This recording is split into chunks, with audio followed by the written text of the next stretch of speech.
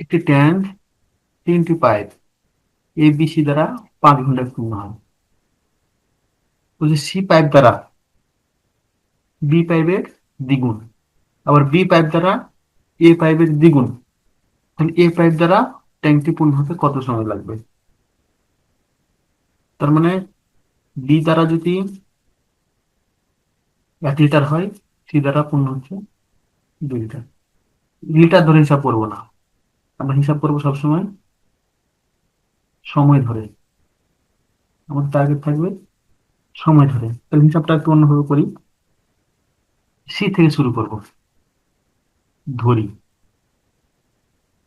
C এর সময় লাগে কি ঘন্টা, বি এর সময় লাগে তাহলে কি বলতে, সি হচ্ছে বি এর দ্বিগুণ কাজ করে, তাহলে সি বি এর দ্বিগুণ কাজ করতে পারে, তাহলে আমি উল্টা ভাবে বললে বি কে ডবল সময় লাগবে। এ এর সময় লাগে তাহলে 40, কারণ ক্যাপাসিটি দিয়ে অঙ্ক করলে অঙ্ক মিলানো কঠিন, সময় দিয়ে কাজ করব। এখন আমি প্রশ্ন মতে বলতে পারি, তিনজন মিলে একসাথে কতক্ষণ করবে, 1/t প্লাস 1/2t প্লাস 1/40। এটা যদি 5 ঘন্টা করে তাহলে আমার এক অংশ পূর্ণ হচ্ছে। ঠিক আছে লজিক? তাহলে এখান থেকে আমি সুন্দর করে টি এর মান পেয়ে যাব হচ্ছে 35/4। 35/4। এখন বলছে আমাকে এ পাইপ দ্বারা এ এর সময় কত ছিল, 40। অতএব এ এর সময়